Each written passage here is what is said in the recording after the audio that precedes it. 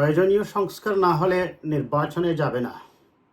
এনসিপির এমন ঘোষণার পর জামায়াতে ইসলামীর পক্ষ থেকে জামায়াতের আমির ডক্টর শফিকুর রহমান সাহেব যখন বলেছেন কিসের নির্বাচনের কি কোনো পরিবেশ আছে, তখন খুব স্বাভাবিকভাবেই প্রশ্ন জাগে তাদের রাজনীতির এই নির্বাচন পেছানোর দাবি কি কৌশল নাকি ষড়যন্ত্র। কৌশল যদি হয়, রাজনীতিতে অনেক কৌশল থাকতেই পারে, কিন্তু তারা যদি কনস্পাইরেসি বা ষড়যন্ত্র নিয়ে এগোতে থাকেন যে যাতে নির্বাচনকে পেছানো যায়, এমনকি এনসিপির নাহিদ সাহেব ধারাবাহিকভাবে বলে আসছেন যে যদি জুলাই সনদে স্বাক্ষর আমরা না করতে পারি তাহলে আমরা নির্বাচনে যাব না।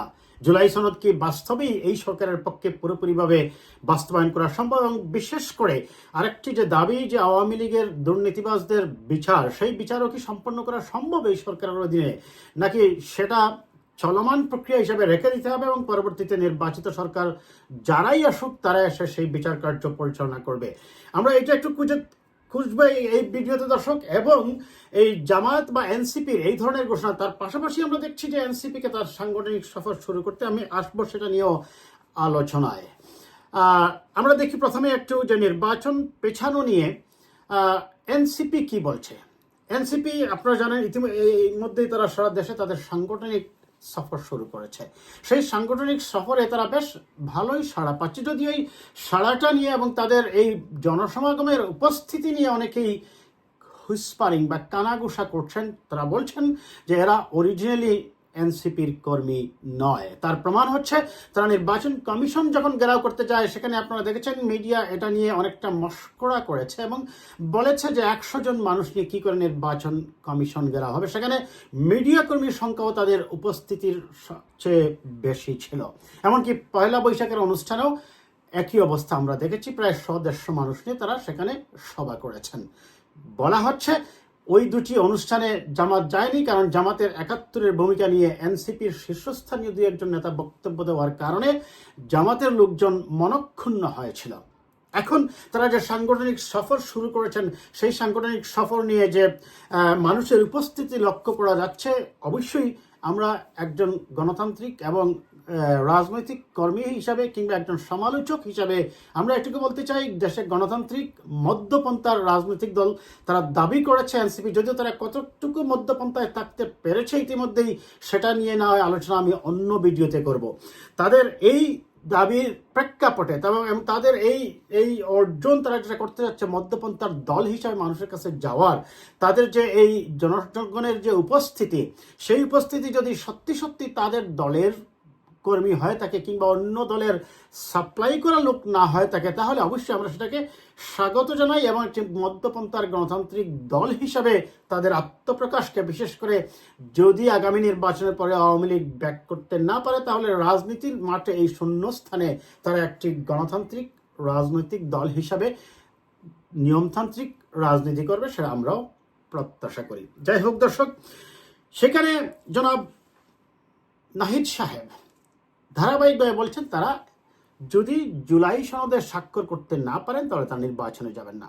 পাশাপাশি জামায়াতের আমির যেটা বলছেন, আমরা একটু আগে জামায়াতের আমিরের এই বক্তব্যটা একটু দেখে নিই। তিনি বলছেন, লালমনিরহাট পাটগ্রাম থানায় হামলা চালিয়ে ভ্রাম্যমাণ আদালতের সাজাপ্রাপ্ত 2 আসামিকে ছিনিয়ে নেওয়ার ঘটনা উল্লেখ করে বাংলাদেশ জামায়াতে ইসলামীর আমির শফিকুর রহমান বলেন, এই পরিস্থিতিতে নির্বাচন কিসের, কি নির্বাচন হবে? এজন্য আগে নির্বাচনের পরিবেশ অবশ্যই তৈরি করতে হবে। অর্থাৎ আমি প্রথম আলো থেকে পড়লাম দর্শক এটা, অর্থাৎ তিনি নির্বাচনের পরিবেশ দেখছেন না। এটা নিয়ে অনেক দীর্ঘ বিতর্ক আছে দর্শক। সেই জামায়াতের আমির সেখানে পাটগ্রামে যেটা করেছে, পত্রিকায় আমরা দেখেছি সেটা বিএনপি নেতাকর্মীরা করেছে। অবশ্যই আমি এটার নিন্দা জানাই এবং বিএনপির এর জন্য এ ধরনের কাজ এখন অত্যন্ত বুমেরাং হবে। বিএনপিকে আরও কঠোর সতর্ক হতে হবে। কিন্তু জামাতের আমির কিন্তু পটিয়ায়, চট্টগ্রামে যে বৈষম্য বিরোধী ছাত্রজোট যে থানায় আক্রমণ করেছে, হামলা করেছে, গ্লাস ভাঙচুর করেছে এবং সেইটা এবং বৈষম্য বিরোধী ছাত্রজোট এবং এনসিপি, কারণ এনসিপি তো হচ্ছে মূলত বৈষম্য বিরোধী যে ছাত্রজোট ছিল ওইটারই এক্সটেন্ডেড ফরম্যাট, এবং সেটাকে অভিযোগ করে মানুষ যে জামাত সেখানে শক্তি সামর্থ্য লোকবল সাপ্লাই দেয়। তিনি লালমনিরহাটের সেই পাটগ্রাম থানার কথা বললেন, কিন্তু চট্টগ্রামের পটিয়ার সেটা বললেন না, এমনকি তাদের পক্ষ থেকে, দলের পক্ষ থেকে কোনো ধরনের বিবৃতিও দেওয়া হয়নি। পাটগ্রাম থানায় যারা জড়িত ছিল তাদের কয়েকজনকে গ্রেপ্তার করা হয়েছে। পুঠিয়া থানায় যারা জড়িত ছিল সেটা কেউ কেউ বলছেন জামাত শিবিরের কর্মী বা এনসিপির কর্মী বা বৈষম্য বিরোধী ছাত্র জোটের কর্মী, এদের একজনকেও গ্রেপ্তার করা হয়নি। এই দ্বিচারিতা, তার মানে এক পক্ষের জন্য মব সৃষ্টি করা হলে সেটাকে প্রমোট করা হচ্ছে, আরেক পক্ষের জন্য দমন করা হচ্ছে। আমরা যে পক্ষই মব করুক, আমাদের অবস্থান স্পষ্ট, আমরা মবকে নির্মূল করতে চাই, রুল অফ ল এনশিওর করতে চাই। এক, দ্বিতীয়ত হচ্ছে সরকারের ভিতরে একটি অংশ আছে যারা চায় এই মবকে প্রমোট করতে এবং নির্বাচনের আগ পর্যন্ত, এমনকি আপনারা দেখেছেন প্রেস সচিবের সেই মবকে জনগণের ক্ষোভ বলে ব্যাখ্যা দিয়ে ভিন্ন আঙ্গিকে ডাইভার্ট করার যে চিন্তা ভাবনা, এবং সরকারের ভিতর থেকে এই মবকে প্রমোট করে, অ্যাক্সিলারেট করে এবং নির্বাচনের আগে একটি উচ্ছৃঙ্খলতা, জনগণের মধ্যে এক ধরনের ভীতি সঞ্চার করে নির্বাচনের পরিবেশকে জনগণের অনুকূলে নয় বা নির্বাচন অনুষ্ঠানের অনুকূলে নয় এমন পরিস্থিতি সৃষ্টি করে তারা চাচ্ছেন নির্বাচনকে পিছাতে বা নির্বাচনকে বন্ডল করতে। সেটা আখেরে কি হতে পারে আমরা একটু দেখি। এই জামাতে ইসলামী সম্পর্কে একটা ঘটনা আমি আপনাদের বলি খুব সংক্ষেপে দর্শক, এটা অনেক বছর আগের কথা। 1971 সালে 20 অক্টোবর প্রকাশিত পত্রিকায় বলা হয়, সংগ্রাম পত্রিকায়, জামায়াত সহ পাকিস্তানবাদী রাজনৈতিক দলগুলোর কর্মীদের সহায়তায় বাংলাদেশিদের উপর গণহত্যা চালাচ্ছিল, নারীদের দর্শন করতেছিল। তখন জামায়াতের নেতারা পাকিস্তানবাদী অন্য 5টা দলের সাথে মিলে আসন্ন প্রাদেশিক পরিষদের উপনির্বাচনে বানরের পিঠা ভাগাভাগের মতো আসন বন্টন করতেছিল নিজেদের মধ্যে। কিন্তু সেখানে জামাত থেকে যাদের প্রার্থী হওয়ার কথা ছিল তাদের মধ্যে ছিলেন গোলাম আজম, আব্বাস আলী খান তৎকালীন শিক্ষামন্ত্রী এবং AK-M ইউসুফ তৎকালীন রাজস্ব মন্ত্রী। ঘটনা হচ্ছে 1971 সালে জামাতে একটা গণহত্যা চলাকালে নির্বাচনের পরিবেশ খুঁজে পেয়েছিল। এখন তারা নির্বাচনের পরিবেশ খুঁজে পাচ্ছে না। খেয়াল করুন, ওই গণহত্যার সময় তারা নির্বাচনের পরিবেশ খুঁজে পেয়েছিল, এখন তারা নির্বাচনের পরিবেশ জামাত খুঁজে পাচ্ছে না। এবং সেখানে কি হয়েছিল, PDP, জামাতে ইসলামী, নেজামে ইসলামী পার্টি এবং মুসলিম লীগের 3টি গ্রুপ 6টি পাকিস্তানবাদী রাজনৈতিক দল প্রাদেশিক পরিষদের আসন্ন উপনির্বাচনে সম্মিলিত প্রার্থী মনোনয়ন ক্ষেত্রে চূড়ান্ত ফয়সালায় উপনীত হয়েছেন বলে বিশ্বস্ত সূত্রে জানা যায়। ইতিপূর্বে জাতীয় পরিষদের জন্য সম্মিলিত প্রার্থীদের তালিকা চূড়ান্ত করা হয়েছে। যাই দর্শক, আমি সেটা 1971 সালের প্রাদেশিক পরিষদের নির্বাচনের কথা বললাম। ওই গণহত্যার সময় তারা নির্বাচনের পরিবেশ দেখেছেন, কিন্তু এখন জামাতের আমির নির্বাচনের পরিবেশ খুঁজে পাচ্ছেন না। এটা কি রাজনৈতিক কৌশল নাকি ষড়যন্ত্র? আমি যেটা বলে আমার ভিডিওটা শুরু করেছিলাম, ভিডিওটা লম্বা হয়ে যাচ্ছে দর্শক। জামাতের আপনারা দেখেছেন ক্ষণে ক্ষণে তারা তাদের অবস্থান পরিবর্তন করে। একবার বলে ফেব্রুয়ারিতেও নির্বাচন করতে আমরা প্রস্তুত আছি, একবার বলে এপ্রিলেও আমরা নির্বাচন করতে প্রস্তুত আছি। এনসিপি মূলত থেকেই বলে আসছে যে তারা জুলাই সনদের এবং বিচার কার্য শেষ না হওয়া পর্যন্ত তারা নির্বাচন চাচ্ছে না। এখন যদি আমরা কনক্লুশন টানতে চাই এই ভিডিওতে, আদৌ কি বিচার কার্য এই সরকারের অধীনে করা সম্ভব? উত্তর হচ্ছে না। জুলাই সনদের কথা যেটা বলা হচ্ছে সবগুলা বিষয়ে অক্ষমত, সবগুলা বিষয়ে অক্ষমত হওয়ার যদি প্রয়োজনই পড়ে যায়, সবগুলা বিষয় আমি বলছি, তাহলে তো আলোচনারই প্রয়োজন হয় না। গণতন্ত্রের প্রথম সংজ্ঞাটাই তো হচ্ছে let us agree for disagree. আপনার যে মত থাকে আপনি সেটা বলেন, আমার মত থাকে আমি সেটা বলবো। দুইজনের মধ্যে মিউচুয়াল ইন্টারাকশন হবে, আলাপ আলোচনা হবে, তারপরে আমরা সিদ্ধান্ত নেব কোনটা দেশ, জাতি, রাষ্ট্রের জন্য সেটা ভালো।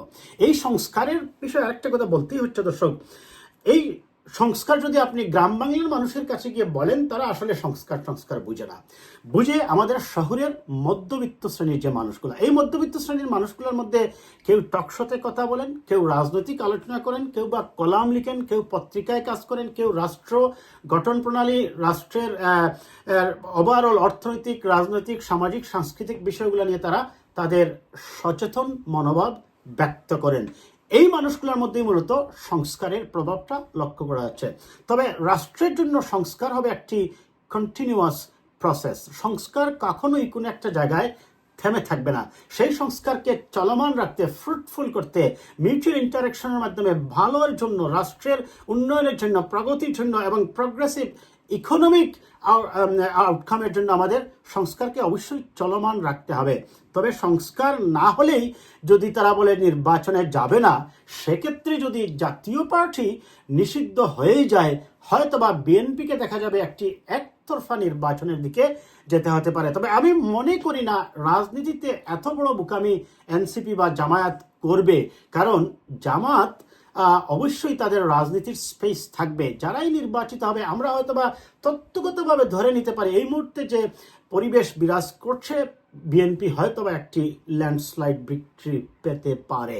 তবে সেটা নির্বাচনে জনগণই সিদ্ধান্ত নেবে কাকে ক্ষমতায় বসাবে। দর্শক, তবে এনসিপি যদি এখন যতটুকুই সংস্কার হয় সেটাতে সিগনেচার করে সামনের দিকে এগিয়ে যায়, আমি মনে করি যখন বিএনপি ক্ষমতায় আসেও যদি, বা জামাতও যদি ক্ষমতায় আসে, তারা একটি মধ্যপন্থার দল হিসাবে বিএনপি বা জামাত আসলেই যে 100% অ্যাবসলিউট ওয়েতে রাষ্ট্র পরিচালনা করবে, আমি সেটা মনে করি না। তারা বরং তাদের রাজনীতিকে, তাদের যে দাবিকে, তাদের যে সংস্কারের দাবিগুলোকে বিএনপির কাছে জানাতে পারে, এবং তারা তাদের মস্তিষ্কের মধ্যে যে তথাকথিত বিপ্লবী চিন্তা আছে, সেই বিপ্লবী চিন্তাগুলোকে একটু পরিহার করে সুস্থ গণতান্ত্রিক ধারায় রাজনীতিতে, সমালোচনার রাজনীতিতে, আলোচনার রাজনীতিতে, মিউচুয়াল ইন্টারাকশনের রাজনীতিতে, রাষ্ট্রের ভালোর জন্য যে রাজনীতিগুলো, তাতে তারা মনোযোগী হবে এবং তাদের রাজনীতিগুলোর অনেক স্পেস থাকবে। বিশেষ করে তারা যদি মধ্যপন্থার রাজনীতি হিসাবে নিজেদেরকে ধরে রাখতে চায় এবং রাজনীতি করতে চায়।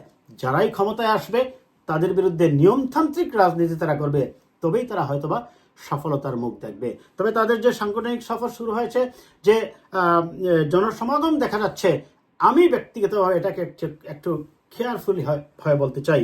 এটাকে আমি শুধুই যে এনসিপির অংশগ্রহণে এই জনসমাগম দেখা যাচ্ছে, আমি সেটা মানতে রাজি নই। সেখানে আরো অনেক দলের সংমিশ্রণ আছে, মানুষ হয়তো তাদেরকে দেখতেও আসছে, এরকম হতে পারে। যাই হোক দর্শক, তবে অবশ্যই তাদের সফলতা কামনা করি এবং একটি নির্বাচনের মাধ্যমেই দেশে গণতান্ত্রিক ধারায় আবার রাষ্ট্র ফিরে আসুক, এবং সকল দল ন্যূনতম অক্ষমতের ভিত্তিতে আমি প্রত্যাশা করি একটি জুলাই সনদে স্বাক্ষর করে নির্বাচনের দিকে যাবে এবং দেশকে একটি সুস্থ গণতান্ত্রিক সাস্টেইনেবল এবং একটি ক্রেডিবল ইলেকশনের মাধ্যমে একটি স্টেবল গভর্নমেন্ট প্রতিষ্ঠা করবে, যাতে করে ইকোনমিক যে টার্নওভার আছে আমাদের, সেটা যেন আমরা ওভারকাম করতে পারি এবং ইকোনমিক্যালি যেন রাষ্ট্র কোনো ধরনের বড় ধরনের সংঘাতে না পড়ে, সেদিকে যেন আমরা খেয়াল রাখি।